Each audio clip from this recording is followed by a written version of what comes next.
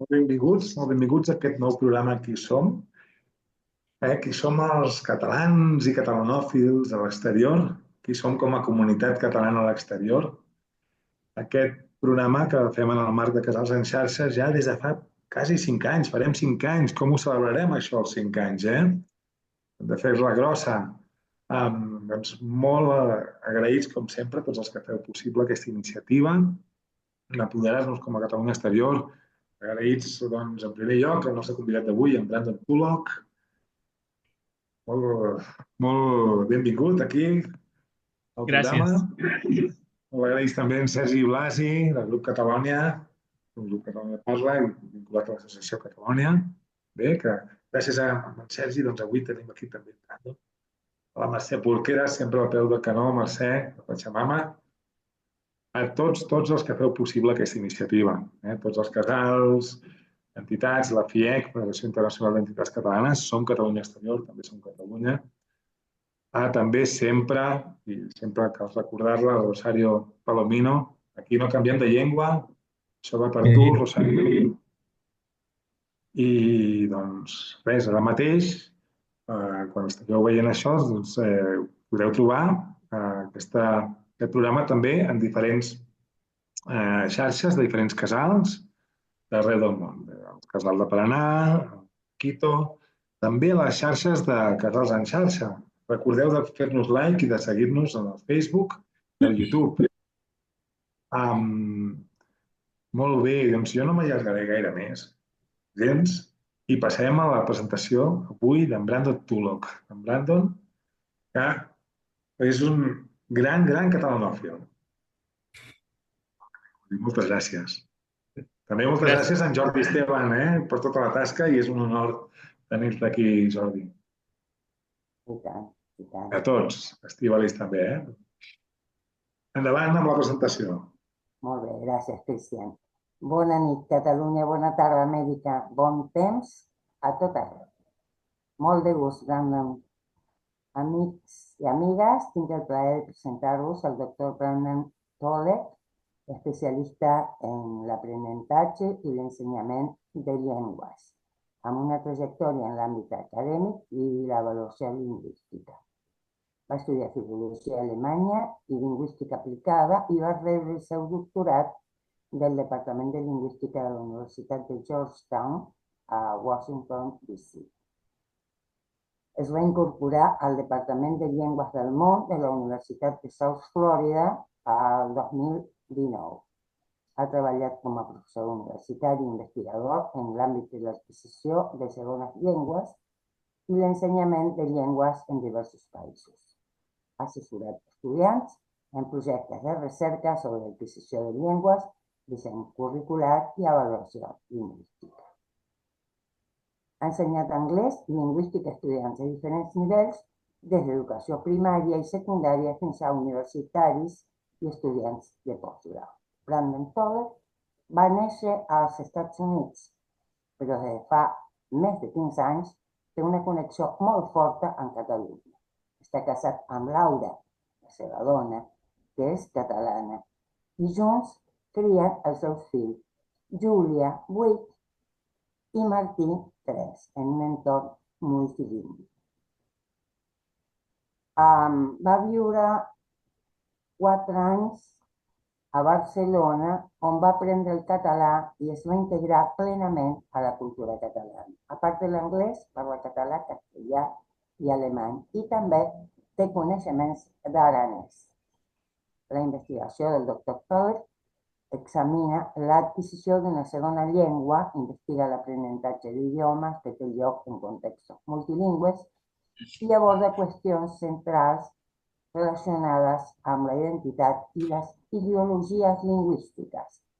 Les seves publicacions han aparegut en revistes acadèmiques com System, Recerca en Didàctica de l'Anglès, així com en volums editats com Aprenentatge d'idiomes en estudis a l'estranger i d'altres.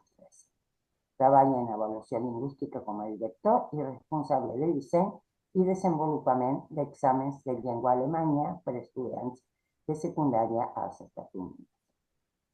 Actualment, la seva feina se centra en dissenyar proves de competència lingüística per a estudiants que volen demostrar el seu nivell d'alemany i obtenir crèdits universitaris. Continua interessat en el multilingüisme, la diversitat lingüística i la preservació de llengües minoritzades com el català i l'aranès. Brandon, ets molt benvingut al Tison. Esperem que estiguis com a casa. Estem molt interessats en tot el que vulguis explicar-nos. I de bon començament et deixem amb el preguntari que et farà en Sergi Blasi del grup Catalunya Parla. Es waren dramatische Tage im Sommer 2021. Moltes gràcies. Eine Hauruck-Aktion hatte die Bundeswehr damals Afghanistan.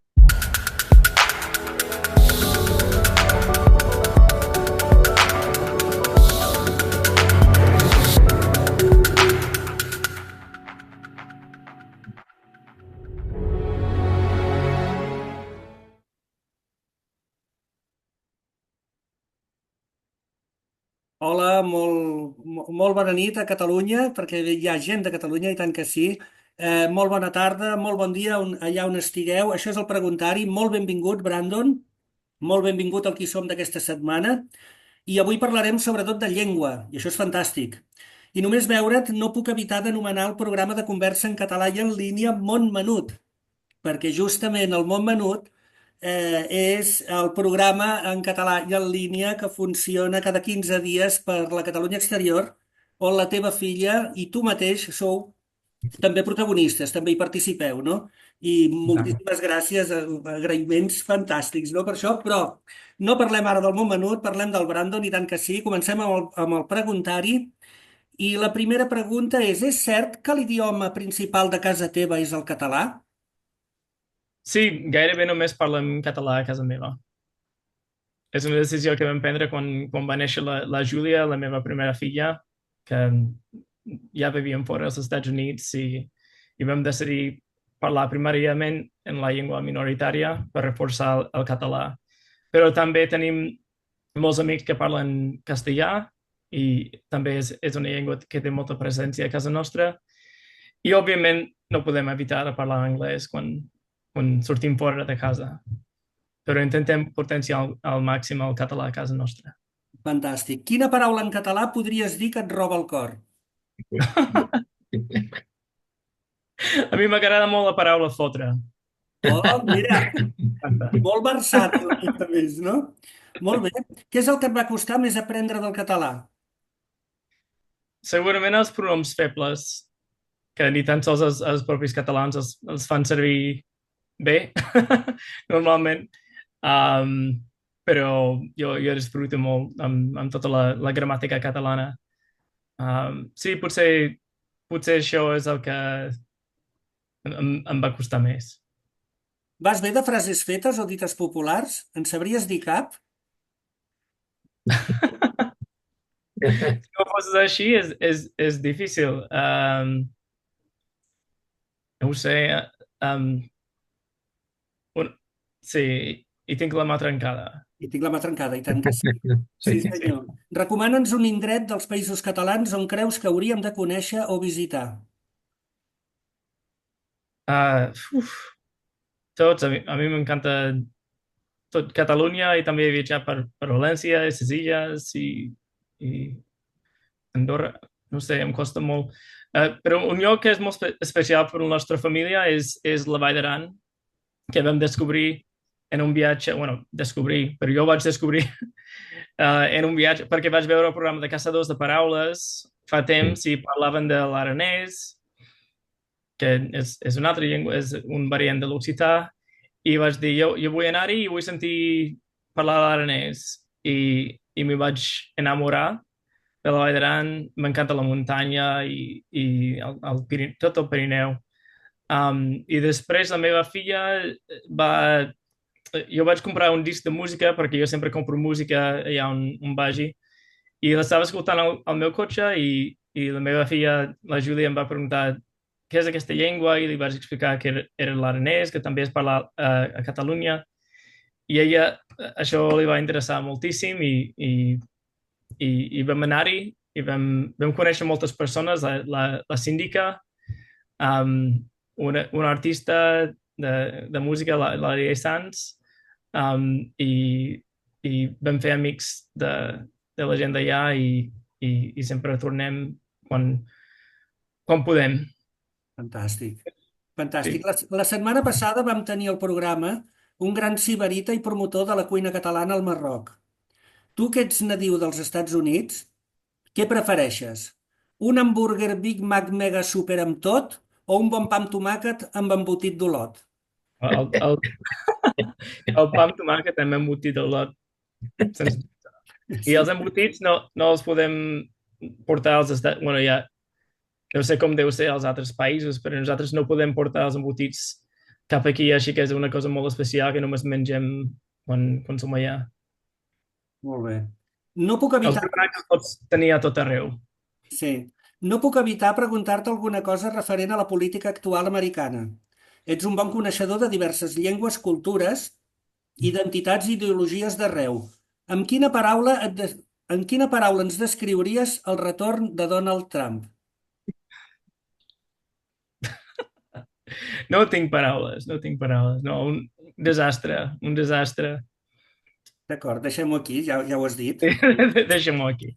Què és el primer que vas pensar quan vas saber que a Catalunya tenim un caganer com a figura indispensable al pessebre i que per Nadal estomaquem un tros de tronc perquè ens cagui regals? Em va fer molta gràcia. Bueno, al principi jo pensava que fèiem broma amb mi, amb totes aquestes tradicions escatològiques, però quan els vaig conèixer, no sé, em va semblar molt graciós i els hem portat aquí als Estats Units. Tots els meus amics coneixen el caganer i nosaltres caguem el tio. El caguem aquí i allà, perquè passem Nadal allà normalment, però el caguem aquí també i sempre convidem algun amic especial perquè coneguin aquesta cultura. I el meu germà petit, que tinc un germà molt més petit que jo, ens portem 17 anys gairebé, i ell creia en el cagatio fins que tenia 13 anys, em sembla, perquè no hi havia ningú per dir-li que jo era mentida.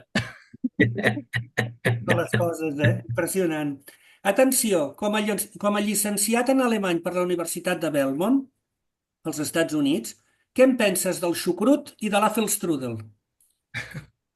Pues les dues coses m'encanten, i sobretot a l'hivern.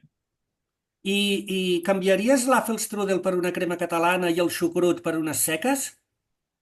Sí, i tant. Jo sempre, la meva dona fa broma perquè sempre quan em porten la carta de postres, jo sempre la llegeixo, però sempre acabo demanant la crema catalana. Fantàstic. Ara, per acabar, acaba la frase, Brandon. En el món menut... Ens ho passem superbé. Viure a Florida... És molt calorós. I la Catalunya exterior? Molt o molt. Fantàstic. Moltíssimes gràcies, Brandon. Aquí acaba la secció del preguntari.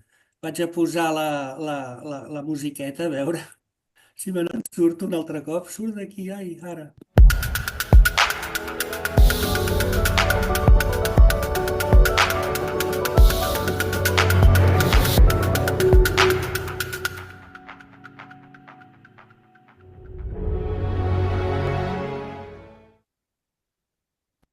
Molt bé, Brandon. Benvingut, Carlos. Benvinguda, Núria, també, que heu arribat ara fa poc. El Carlos, que deia que no podia venir, al final ha vingut. Moltíssimes gràcies. A veure, per començar, Brandon, jo voldria... Benvingut, Joan Josep. Perdó, i el Joan... Joan Josep. Sí, perdó, sí que és veritat. Molt bé. Voldria preguntar-te, a veure si ens pots fer breument, ens pots explicar cronològicament, des de que et vas llicenciar fins on ets ara realment, què ens podries explicar de tot plegat? Breument és difícil, però ho intentaré. Per què el català? Segurament és la pregunta. Doncs jo vaig estudiar alemany i després d'acabar vaig pensar que ara què faig i vaig demanar una beca per anar a ensenyar anglès a Àustria i vaig acabar a Salzburg, que és molt bonic. I allà vaig viure amb molts estudiants de l'estranger i molts d'ells eren espanyols i alguns d'ells eren catalans i aquí vaig conèixer la meva dona, que era amiga d'una amiga meva i, i em va dir, jo tinc una amiga que es diu Laura i té moltes ganes de fer un intercanvi lingüístic. A tu t'interessaria? I jo vaig dir, bueno, sí, no ho sé. I diu, doncs després te la presento. I quan la vaig veure vaig decidir que sí, que volia aquest intercanvi lingüístic. I per mi va ser, em vaig enamorar a primera vista. Amb ella li va trigar una mica, però bueno. Però ella vaig descobrir que era catalana i jo no sabia res del català. Només havia vist la pel·lícula, no sé si la coneixeu, L'Auberge Espanyol, que va sobre uns estudiants d'Erasmus a Barcelona i parlen una mica del català. Només sabia això. I no sabia castellà. Jo vaig mentir, vaig dir que parlava una mica de castellà, però la veritat era que gairebé no sabia res.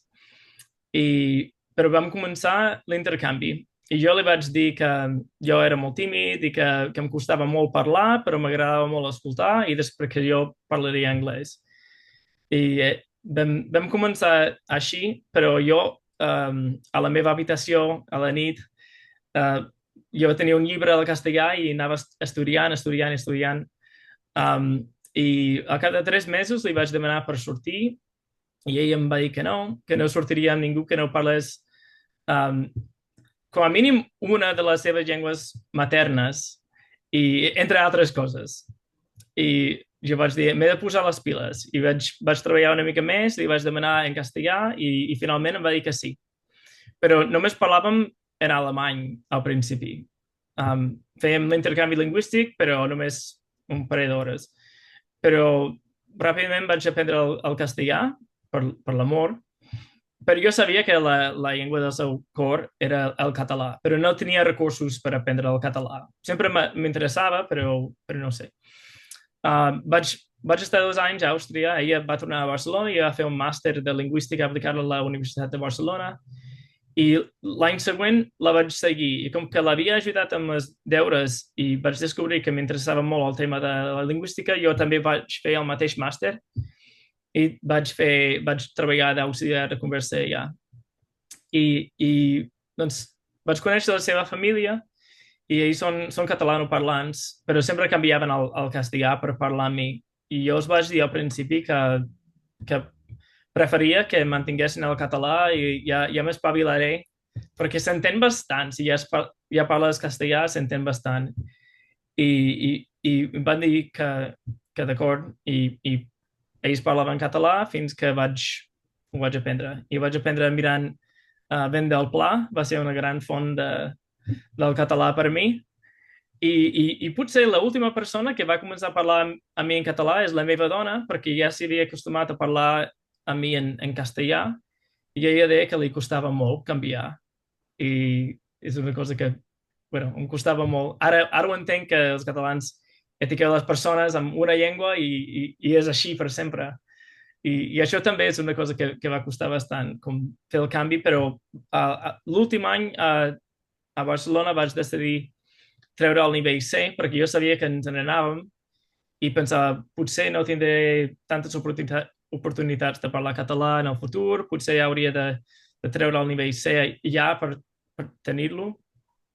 I li vaig dir, escolta, Laura, és que si no em parles en català, no ho trauré al nivell C i no em sortirà. I és quan va canviar. Però ara, com he explicat abans, principalment parlem català a casa nostra perquè és importantíssim per mi que els meus fills parlin català i que s'expressin bé en català, que sàpiguen llegir i escriure en català, que s'integrin plenament en la societat catalana, que se sentin catalans quan anem allà, que tinguin bona relació amb els avis i tota la família, tots els amics allà.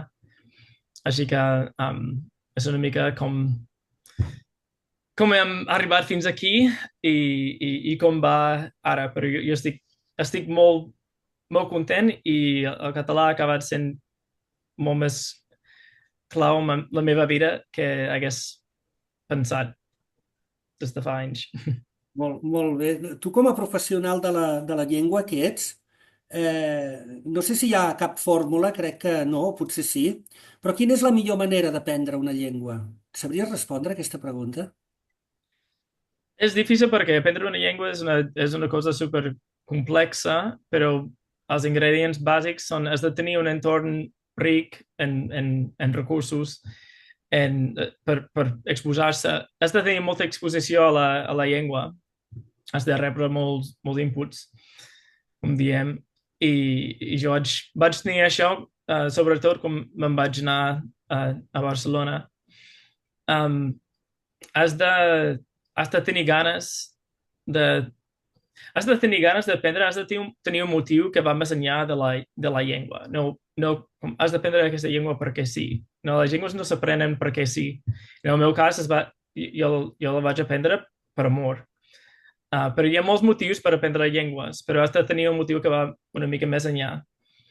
Perquè t'has d'arriscar, has de parlar, i jo sóc una persona tímida. A mi no soc extrovertit i no m'agrada parlar gaire, però jo sé que si volia aprendre a parlar català, havia de parlar. I és el que vaig fer. Però has de tenir un entorn també on estàs i et sents respectat com una persona, que tens una veu, tens dret a parlar i que, no sé, que li interesses una mica a la gent, perquè si no et sents així, si no és un entorn que et donen la benvinguda i t'accepten i això, doncs no tens ganes de parlar i això no és només culpa del És ben veritat. aprenent. És ben veritat. Si algú té alguna pregunta a fer, jo vaig continuant, però si algú té alguna Tenim pregunta... el Carlos. Sergi. Carlos, vols fer-li una pregunta? En Carlos de Viena. Sí. Molt de gust, Brandon, i felicitats. La meva pregunta, a veure, és difícil, però a veure com te'n surts i què penses o què ens pots dir. Com penses que l'artificial intelligence pot ajudar avui a aprendre llengües i no sé el que penses, la informació que tens de com pot ser això d'aquí 3 a 5 anys. Ja no parlem de 10 anys. Ja no parlem de 10 anys o 15. Però avui i, diguem-ne, en 5 anys. Difícil, Sí, és molt difícil. Jo no soc especialista en aquest tema i jo crec que ningú pot saber el futur de tot això perquè tot està evolucionant de manera molt ràpida. Però jo soc un fan de la intel·ligència artificial, ho faig servir per moltes coses i ho trobo superinteressant. Jo crec que pot tenir molts avantatges perquè actualment amb ChatGPT i altres aplicacions pots parlar amb això com si fos una altra persona i no és una altra persona, però si vols practicar i estàs en un context on les teves oportunitats són molt limitades, pot ser un molt bon substitut. Dona molt bones explicacions i personalitzades. Si hi ha alguna cosa que no entens i això ajuda molt també perquè un altre ingredient per aprendre la llengua és que has de tenir has d'entendre sobre la llengua una mica. Els adults aprenem molt més ràpid en context d'instrucció a la classe, per exemple. I la intel·ligència artificial pot donar explicacions molt bones. Hi ha persones que... aquí hi ha universitats, per exemple, que estan traient els seus programes de llengües que volen que els estudiants diuen, substituïm per Duolingo, una aplicació, o per la intel·ligència artificial. Jo no crec que això sigui bona idea, perquè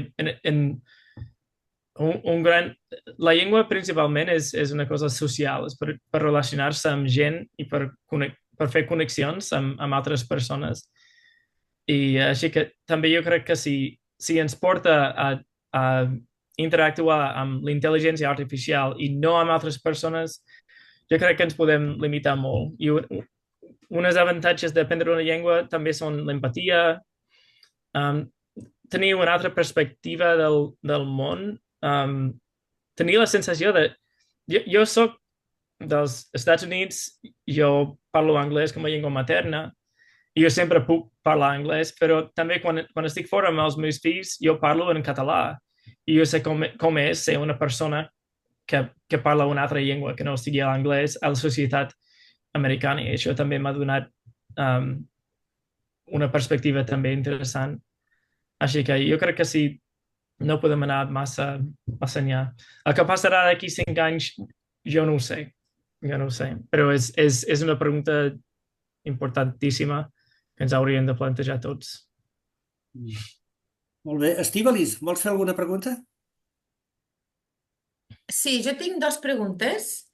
Jo tinc molta curiositat pel teu dia a dia a la feina, pel que dius, no? Bueno, pel tema al qual et dediques tu.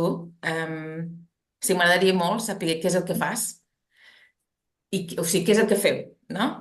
Tant tu com el teu grup de treball.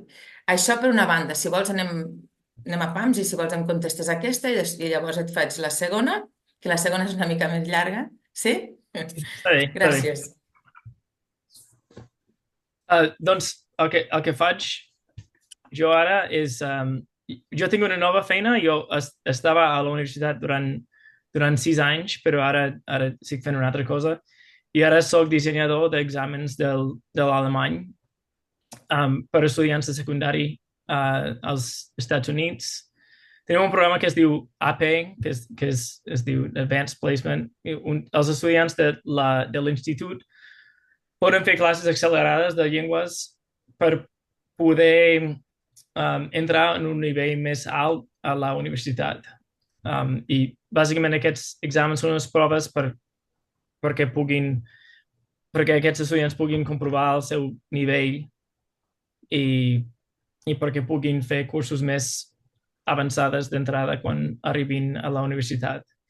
I m'agrada aquesta feina perquè jo crec que puc tenir un impacte sobre com s'ensenyen les llengües estrangeres als Estats Units, i jo sé que nosaltres comencem molt tard i fem massa poc per les llengües estrangeres aquí, i és important per poder fer coses amb les llengües has d'entrar a la universitat amb un nivell ja alt, perquè en 4 anys hi ha poc temps per poder fer coses amb la llengua, a part de tenir converses bastant senzilles si comences llavors. Hauria de viure la llengua també. Sí, la segona pregunta. Estic d'acord amb el que dius, Brandon. Escolta, i la meva segona pregunta, això va de cara a totes les famílies que ens puguin estar escoltant o que ens puguin escoltar després en diferit. Com es pot educar, o consells, què és el que podem fer i què és, per exemple, el que no, o que no hauríem de fer, a l'hora de fomentar el multilingüisme amb els nostres nens, no? Perquè, com tu ja saps, a Catalunya Exterior, vull dir, hi ha moltes famílies amb criatures que tenen 2 i 3 llengües a casa i molts ens han expressat les seves preocupacions, no? Què és el que hem de fer? N'hem de parlar una, n'hem de parlar 2, el nen absorbirà les 3, les 4...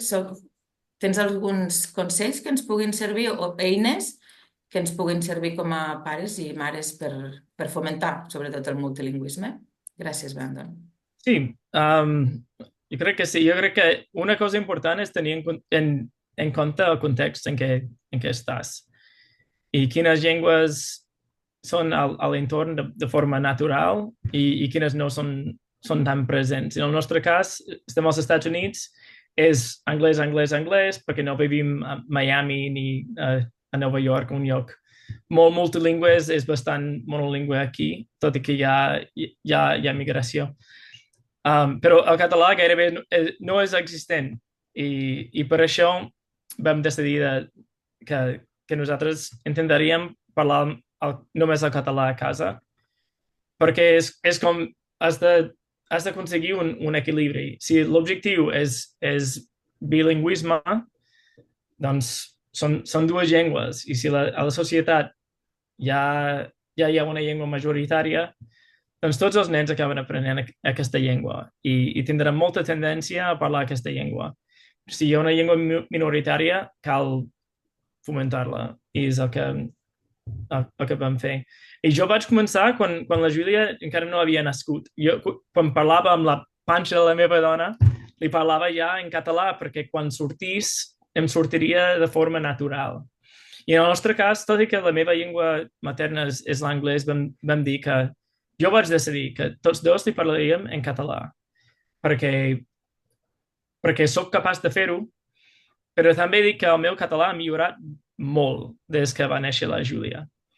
I la meva dona va dir, bueno, però com et sentiràs? I no em vaig donar l'opció de pensar-hi. Jo vaig dir, jo parlaré català amb ella i serà natural. I ara, quan parlo en anglès amb la meva filla, és una sensació una mica estranya. Ho puc fer, però sempre acabem parlant català. I quan em mira a mi, sempre es dirigeix en català i jo crec que ha sigut un gran èxit, però reconec que no sempre és possible si la parella no parla la teva llengua. Si tu ets el pare que parla la llengua minoritzada i l'altre pare no parla aquesta llengua, cap problema, però jo crec que és important que les parelles, com a mínim, siguem capaços d'entendre una conversa bàsica o d'entendre la idea general de la conversa per permetre que l'altre pare pugui fer servir la seva llengua sense haver de traduir constantment o sense que ningú se senti exclòs. La meva mare, quan ve de visita, ella no parla català, no té cap oportunitat d'aprendre'l, però ella ha après moltes coses des que ve a casa nostra de forma puntual. Ella només ve com 4 cops a l'any, però en sent parlar català, ella aprèn coses bàsiques com, no sé, xumet o jo què sé, el que és important pels fills en aquest moment, i ella ara és capaç d'entendre moltes coses. Així que això també és important. A vegades hi ha més de 2 llengües, també hi ha el castellà. I la meva dona va dir, per què tu no li parles en castellà i jo en català? I jo dic, és que castellà no és... Jo no em sento tan còmode parlant en castellà com el català. També puc parlar, però jo sabia que no tindria un vincle emocional a través del castellà. Però vaig dir, és que el català i el castellà són molt semblants, ho entendrà, i nosaltres busquem cada oportunitat de donar-li oportunitats de sentir i de parlar, de practicar el castellà. També ho fem amb els nostres fills i els hem enviat a un parvulari on també s'ensenya el castellà, que ens ho podem permetre, no tothom s'ho pot permetre, no tothom ho té, però en el nostre cas ha sigut la decisió correcta. Però és importantíssim entendre que el multilingüisme no fa mal al cervell. De fet, els humans som multilingües per defecte. Som capaços sempre d'aprendre moltes llengües. Ens limitem a un perquè som molt eficients. Això és l'eficiència, però som capaços de fer més i això ens amplia el món. No fa mal. Hi ha moltes persones creuen, per estudis que van fer fa molts anys, que ara sabem que estaven mal fetes. Van fer el que podien en aquella època, però no estaven ben fetes. I hi ha persones que creuen que els fills, si són multilingües, que parlen més tard. No és veritat. Evoluciona al mateix ritme que tots els altres nens si tens en compte tot el sistema lingüístic.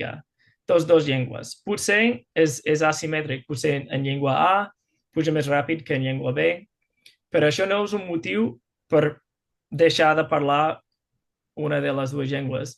És un motiu per fomentar la llengua més dèbil. Jo sempre penso, jo crec que si pogués dir una frase, fomentar la llengua més dèbil a la societat, al servei del teu fill, fes el que puguis per equilibrar i això donarà èxit.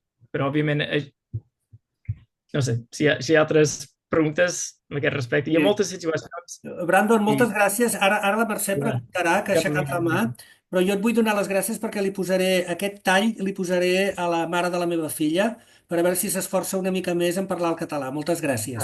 Mercè, pots preguntar, sisplau. De primer, agrair-te el que estàs fent, el que has fet i la teva obertura mental. Em sembla fantàstic. Mira, de primer demanar disculpes per la meva ignorància, però aquesta construcció d'ideologies lingüístiques m'agradaria si la pots explicar, sisplau. Gràcies. Sí, és una mica difícil d'explicar, però bàsicament les ideologies lingüístiques són formes de pensar sobre les llengües, són com sistemes de creences sobre les llengües. Un bon exemple és l'equivalència pensar que un estat té una llengua i una cultura i una gent i sabem que això és una cosa moderna, però és fals. Les societats són diverses, els països existeix el multilingüisme és normal arreu del món. Els països són multilingües, la majoria de les persones al món són multilingües, però en el món actual, sobretot a la societat occidental, tenim la mania de pensar de forma monolingüe. Com el normal és ser monolingüe, el multilingüisme ens porta problemes. I d'aquí ve el pensament que el meu fill està trigant molt en parlar comparat amb els fills dels meus amics. Deu ser el multilingüisme el problema. I moltes vegades aquests nens van al pediatre, el pediatre diu doncs senyora, hauria de deixar de parlar-li al seu fill en la seva llengua, parla-li la llengua normal d'aquí i ja veurà. I després resulta que el nen té un problema d'oïda, però no s'ha diagnosticat en aquest nen perquè el pediatre té una ideologia monolingüe i assumeix que el multilingüisme és un problema. És un exemple relacionat amb el que he dit abans. I a mi m'interessen molt el que passa quan una persona que va créixer en una societat com la meva, que és una societat on ideològicament monolingüe, on es pensa el monolingüisme és el normal, què passa quan aquestes persones van a una societat com Catalunya i es troben amb la situació d'allà, que aquí hi ha dues llengües, als carrers només veig el català, però quan escolto la gent parlant, entenc que a vegades parlen castellà, a vegades català, a vegades canvien segons amb qui parlen, a vegades diuen una cosa en castellà quan canvien de tema o no sé, què està passant aquí? I m'agrada preguntar a la gent què pensen quan veuen això. I aquest va ser el que vaig investigar sobre quan feia investigació a la universitat. Jo feia investigació sobre els estudiants que van a Barcelona a aprendre el castellà i es troben amb el català, en una situació multilingüe i complexa. Què en pensen? Molt bé, tenim aquí també el Jordi Esteban. Jordi, molt benvingut, moltes gràcies per venir i per estar aquí amb nosaltres. no ho sé, dos professionals immensos de la llengua. Ara se'ns ha anat la teva imatge. Ai, hi ets? Ah, sí? Sí, Ah, no, no, no. Ja la poso ja. ara. No, és Ara, que estava col·locant Sí. l'àudio i m'he tocat sense voler la càmera. Vols fer algun comentari o alguna pregunta al Brandon sobre tot Sí, el que no, estem jo parlant? comentar, doncs, home, comentar que m'ha agradat moltíssim tot el que he sentit de tu, Brandon, m'ha semblat magnífic. Sobretot aquests elements de quines condicions són necessàries per introduir-se en una altra llengua, no? Tot el que has dit, aquest entorn que tingui ric en recursos, que hi hagi una possible exposició a la llengua, i amb l'entorn com un element, les ganes com un altre, perquè ha de ser aquest motiu que va més enllà de la llengua, com has dit, i el tema d'ésser important, de ser considerat important, de ser, no? De rebre la inclusió real, de que t'han mirat els ulls, t'han dit pel nom i t'han dit comptem amb tu, no? Diguem, aquests tres elements que fan que vegis que aquesta llengua serà la teva, no? Això m'ha agradat moltíssim perquè, d'alguna manera, que jo no sóc cap estudiós, cap catedràtic ni molt menys, sóc una persona, un humanista que s'ha interessat molt per la llengua, que evidentment ha tret tots els nivells del C i també d'ensenyament de llengua, d'adults sobretot, i que m'hi he dedicat, m'he dedicat al màxim que he pogut. I, diguem-ne, doncs, fer aquest reconeixement que trobo que és molt bo. I simplement indicar que encara que ara esteu parlant, evidentment, de la Catalunya exterior, jo puc parlar de la Catalunya interior, doncs simplement preguntar-te una mica com veus la nostra situació en aquest moment en què pel que jo veig, hi ha una tendència molt forta a la minorització del català, amb pressió dels estats, l'estat espanyol i l'estat francès pel que toca a Catalunya Nord, que hi ha una pressió també demogràfica, amb un augment molt alt del que serien persones que en aquests moments el percentatge a Catalunya, ara no recordo quan és, però és un percentatge alt de persones que no han nascut aquí, i el tema també de la globalització, diríem que ens col·loca de vegades en una situació més inferior, i també una mica aquesta herència que té el català del franquisme i d'abans del franquisme, que és de l'estil aquell dels francesos, parler français, parler propre, parler français, no? Parleu net, no? Parleu petit i parleu francès, doncs una mica, hable usted cristiano, hable espanyol, diríem que ha fet que els catalans doncs, de seguida tinguem aquesta tendència al canvi de la llengua i, per tant, no fem gaire cas a la Rosario Palomino.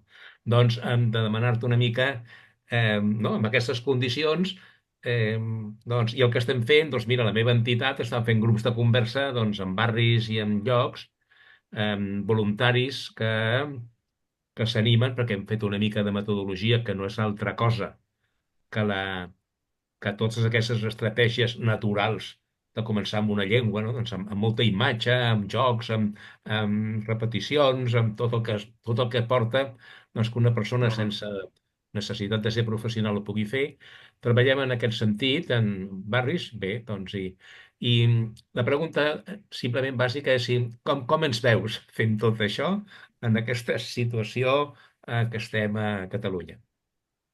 No, gràcies per la pregunta. Has dit moltes coses superimportants i les dinàmiques de tenir una llengua minoritzada en un país amb una ideologia clarament monolingüe, tot i ser un país molt multilingüe. Amb la globalització també complicant les coses encara més. És una situació molt interessant per un lingüista, però difícil des del punt de vista d'una llengua de llengües com el català i també com l'aranès, que és encara més complicat. I jo crec que sí, és que no ens podem baixar la guarda, perquè tenim, bueno, a Catalunya hi ha un sistema d'immersió lingüística a les escoles que no és perfecta, però ha estat molt important per donar a tothom la mateixa oportunitat de poder parlar català. No tots acaben parlant català com a llengua habitual, però és una cosa superbàsica que cal protegir-la, perquè permet que els catalans puguin viure plenament en català. Jo sé que a vegades és més complicat, però en general jo parlo català, jo mantenc el català quan soc a Catalunya i normalment no tinc massa problemes amb això, perquè tothom és capaç d'entendre'm. I a mi no em fa res si l'altra persona em contesti en castellà, perquè m'entenguin en català. Jo em frustro molt quan no passa això i hauria de passar. Però jo crec que això és molt important. Però també, sí, la part de l'identitat que deies... Una cosa que vull recalcar és que els meus sogres van ser clau en ajudar-me a aprendre el català. Si no hagués tingut aquesta família donant-me suport tota l'estona i donant-me moltes oportunitats de parlar i sentir-me bé, hagués estat molt més complicat perquè per la tendència aquesta a parlar el nouvingut en castellà. Jo crec que és una tendència que ve la intenció és bona, però també és problemàtica. I la integració social de nou parlants és superimportant, sobretot tenint en compte la situació de l'immigració a Catalunya i la situació demogràfica. I jo crec que iniciatives com la teva són molt bones perquè creen un espai on persones que no fan servir habitualment el català puguin anar a practicar sense arriesgar-se massa, perquè és difícil fer aquest salt, però un cop ho fas dona moltes recompenses, crec jo. Moltes gràcies. I tinc una segona qüestió que voldria veure que tu em diguessis què n'opines. Jo veig, en l'experiència d'aquests anys, com dues visions de la inclusió de la persona que aprèn una segona llengua, i això ho he vist en el cas del català. Diríem, hi ha una inclusió, a veure si aquesta manera de veure, si tu coincideixes que tens estudis, hi ha una primera inclusió que seria la comunitat de parlants, que seria una inclusió, diríem, geogràfica, social. Però penso que n'hi ha una altra, que seria la inclusió a la comunitat històrica. El fet d'anar descobrint, i de vegades això no es presenta gaire, que aquell que aprèn una nova llengua, a més de dir com s'ha de dir, allò en aquesta llengua, perquè en aquella terra ho diuen així, també una mica que es diu així perquè allà dintre hi ha una història. Oi? Diguem-ne, en català diem que som dolents i no mals, perquè és el dolor el que insistim, no? en què causes quan fas un mal, oi? I per tant som dolents, oi? O diem que arribem perquè hem trobat una riba. I això ens parla del Mediterrani, el francès i l'italià també ho tenen, i l'arriber i l'arribar-hi, doncs d'haver trobat una riba dels navegants de la Mediterrània, oi? Doncs, no sé, o diem que sé, el Montseny, que és la muntanya del senyal, perquè també els navegants romans i grecs, els que venien, buscaven, quan venien a barqui, no? Buscaven un triangulet que els assenyalava cap on era Barcelona, no?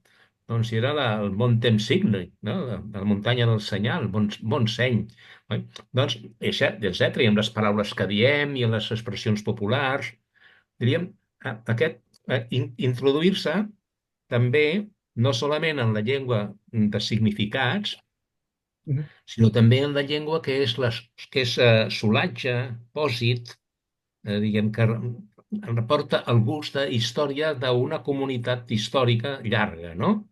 Que ha viscut i que ha anat aplegant aquestes paraules populars o no amb diverses coses. Com veus aquesta segona mirada també de la llengua? Doncs sí, jo crec que és superimportant també aquesta perspectiva de la llengua, no només no només com a eina de comunicació, però és una eina que s'ha format per un procés llarg i, i social.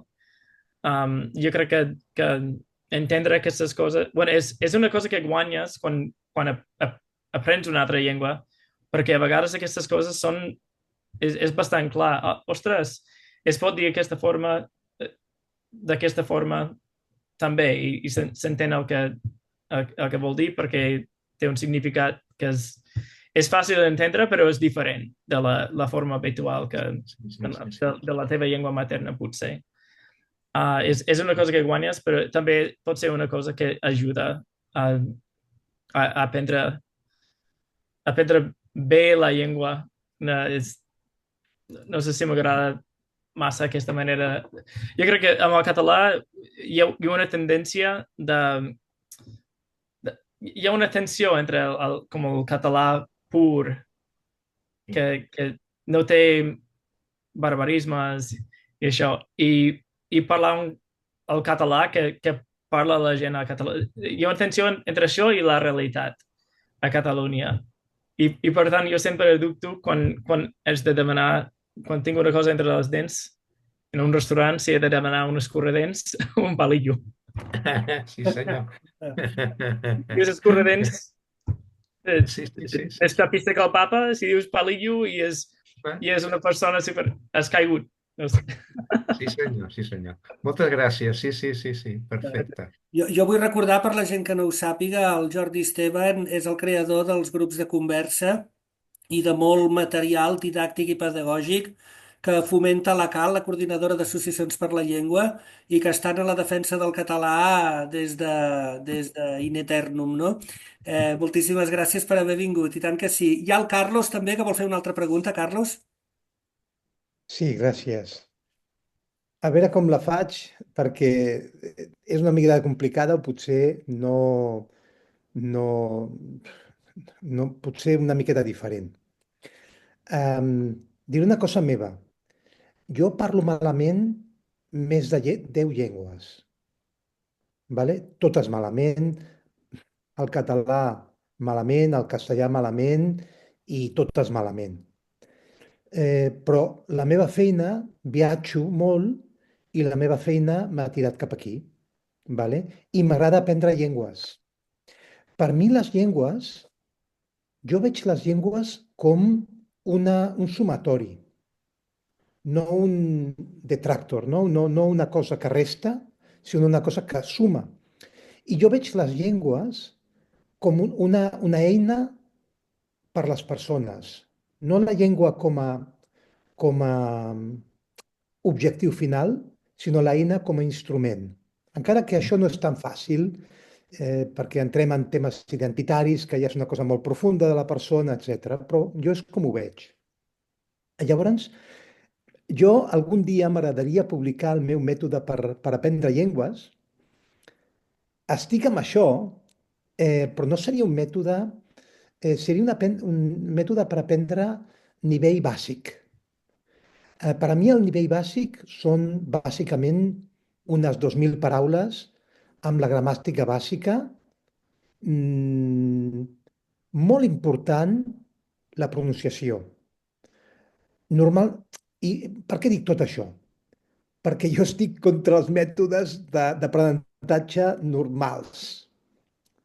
Els mètodes d'aprenentatge que hem tingut a l'escola.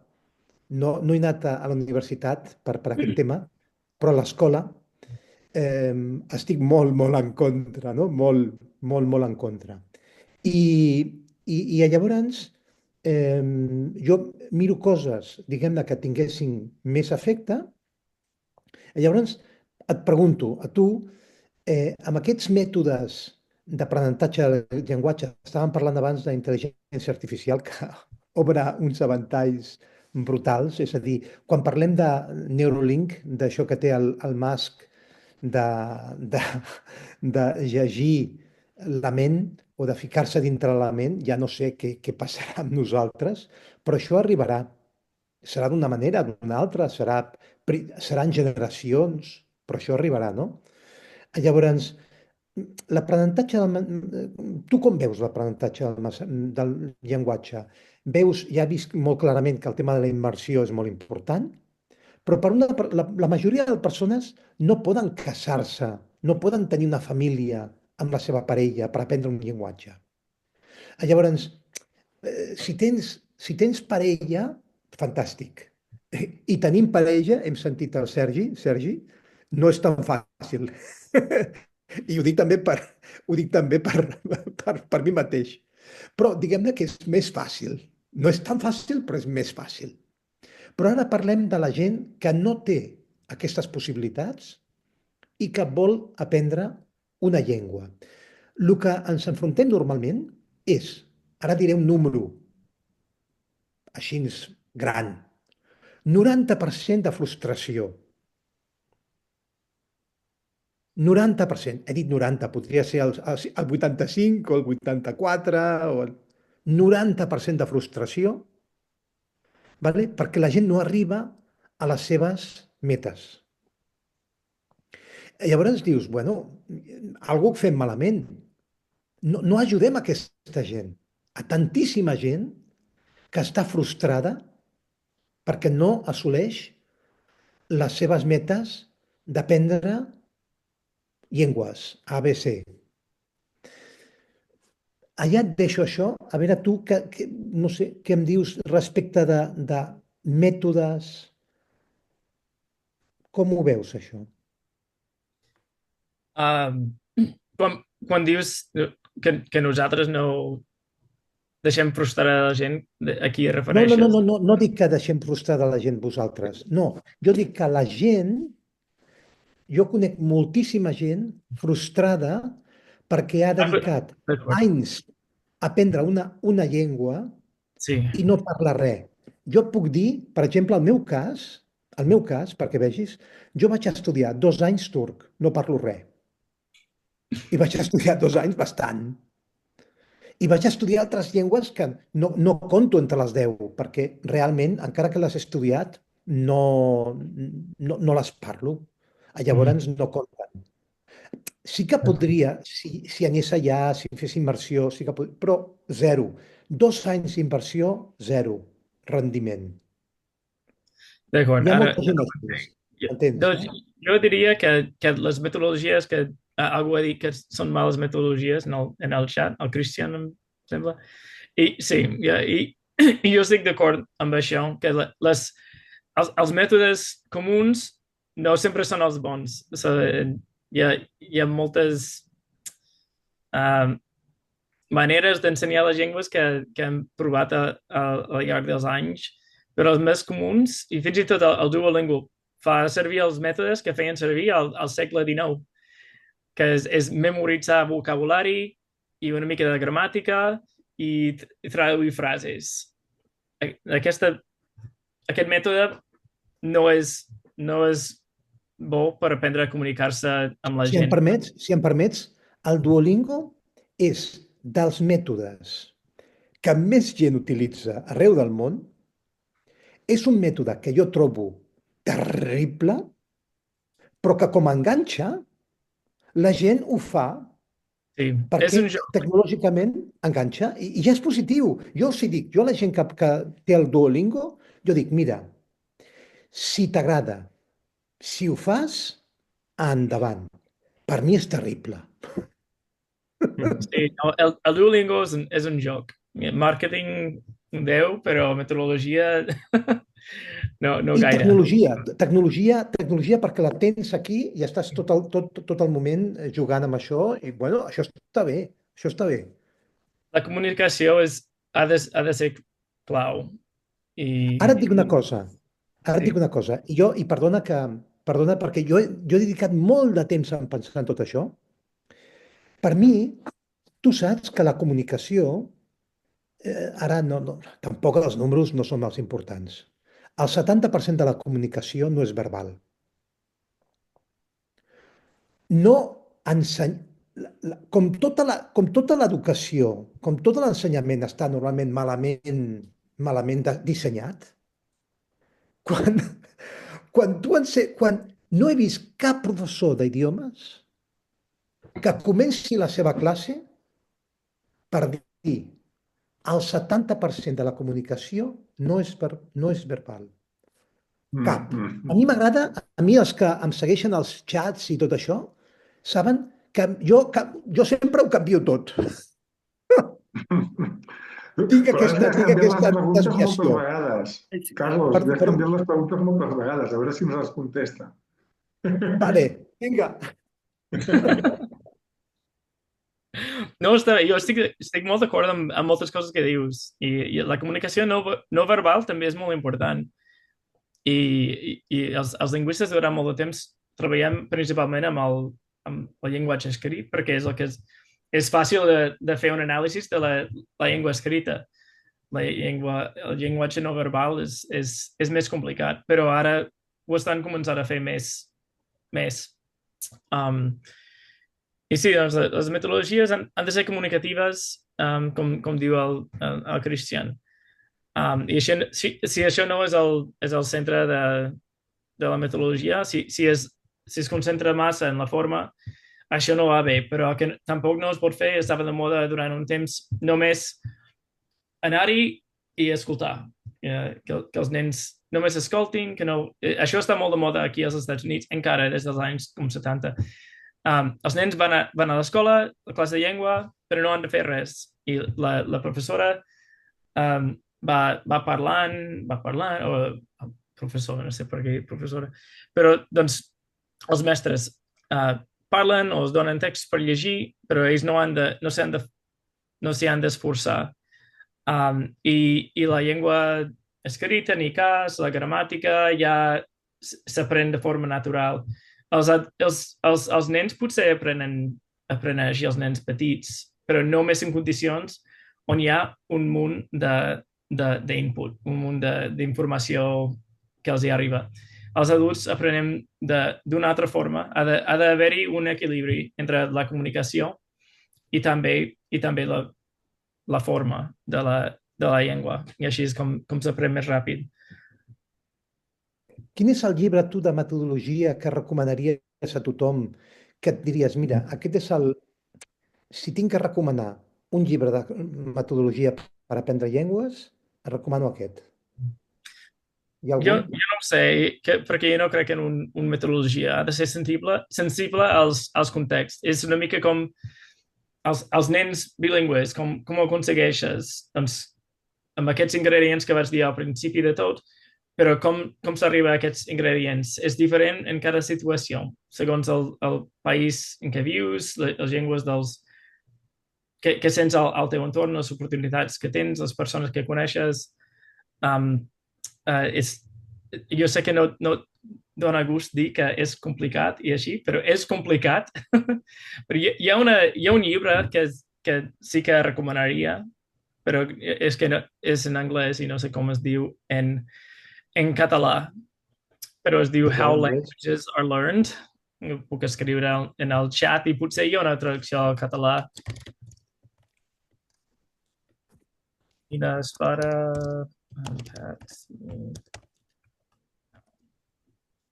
que ho explica tot molt bé des de la perspectiva del camp que és adquisició de segones llengües. I jo crec que és prou accessible per a un públic general. Ho faig servir als meus cursos, feia servir als meus cursos d'estudiants de llicenciatura i va bastant bé. Jo ho he posat en el xat a veure si algú troba la traducció catalana. No sé si existeix, però és bo aquest llibre. Moltes gràcies. Brandon, Jo moltes tinc... gràcies. Perdona, Carlos, jo no sé si el Jordi volia fer una pregunta perquè ha aixecat el dit, m'ho ha Ai, perdona, salvat. perdona. Ja ens Ens ha hem passat passat una de hora l'hora, volant, també. eh? I ens hem passat de Sí, l'hora, sí, també. sí. Però vull donar-li aquesta oportunitat al Jordi. Perdona, Carlos? No, només indicar-li al Carlos que ha fet referència a aprenentatge molt bàsic, que hi ha poques paraules, recordo que és molt important la pronunciació, etc. I aleshores purament dir-li que suposo que sap que ha sortit aquí un programa que es diu Lexi que justament va d'això, va d'aprenentatge molt bàsic del català, fonamentat en la pronúncia, primerament, en saber-ho dir, el segon, en enriquir el vocabulari, i tercer, en tenir estructures bàsiques de la llengua, en un nivell que diríem europeu del A1, A2, d'acord? Que deies bàsic. Simplement anomenar això, d'acord? Lexi-Way, Lèxic de lèxic o vamos, Lexi-Way, W-A-Y. de doble I, Lexi, lèxic guai, exacte. W-A-Y. Moltes gràcies. Ho he posat aquí en pantalla perquè quedarà gravat també, que els que ho vegin també ho vegin escrit. Moltíssimes gràcies a tots. Vols fer l'acomiadament, el tancament, Cristian? Sí? Va, està bé tu mateix, Jo Això... avui... Sí, sí. Ai, Déu meu. Fascinat amb el programa. Ens has emocionat a tots, Ha sigut I Brandon, Fantàstic. sí, trobar alguna persona com tu que s'identifiqui amb la nostra llengua, que se la faci seva, això ens emociona moltíssim. I aquí és casa teva, ens trobarem segur en aquests camins de la vida, ara que ens hem conegut. I tant que sí. A més, jo li passaré, Jordi, amb el teu permís, li passaré el teu contacte al Brandon, que alguna cosa m'havia comentat que estaria molt bé tenir el teu contacte, i jo li passaré el teu contacte i qualsevol cosa, doncs, us poseu d'acord entre vosaltres. Jo, ja que el Cristian m'ha dit que jo mateix, dono per acabada aquesta sessió fantàstica amb el Brandon. Moltíssimes gràcies, Brandon Tulloch, des dels Estats Units, per haver estat aquí amb nosaltres. I moltes gràcies també a l'Estívalis del Món Menut, que ho havia de dir, que m'ajuda a fer absolutament tot el Món Menut. Ets fantàstica, gràcies. El Daniel, que ha entrat a última hora, no l'hem sentit, però moltíssimes gràcies també. La Núria vol dir alguna... Està aplaudint, la Núria està aplaudint. Moltes gràcies, Núria. Però potser que quedi per l'off the record, en tot cas, Sergi. Pot quedar l'off the record. Doncs moltíssimes gràcies a tots, molt bona nit i fins la setmana que ve. El punt de trobada d'aquest dijous? El punt de trobada d'aquest dijous, Mercè? Aquest dijous? No Sí. ho sé. Ho posarem per les xarxes? Del 27 sé jo. D'aquest dijous no ho sé. Perquè jo sé que la setmana que ve, el qui som de la setmana que ve, hi haurà els Cataversum. Els Cataversum són dues persones, és una parella que fa molt contingut en català per ensenyar català a persones de llengua portuguesa, de gent que parla portuguès, vull dir. Llavors, és fantàstic, els escoltarem també, tenen molta teca explicant-nos. Ells van començar aquí al Brasil, a Rio de Janeiro, després van anar a Catalunya, després des de la Xina i ara tornen a ser a Catalunya. Llavors, a veure que ens expliquin les seves aventures i desventures. Aquí els tindrem el proper dimarts, ara se m'escapa el dia 24, em sembla que és, o 25. El dimarts 25 a 9:45 de la nit, hora catalana, tindrem el Cataversum aquí. Moltíssimes gràcies a tots, gràcies, Brandon. Perdona, i dijous 27 estaran les Llengua Ferits. Els Llengua Ferits. El David Ros i la Jessica Neuten. Fantàstic. Serà el punt de trobar. Molt bé. Ja anirem informant per les xarxes. Moltíssimes gràcies i bona nit. Bona nit, gràcies. Adéu, bona nit a tothom. Avui no puc quedar l'off the record.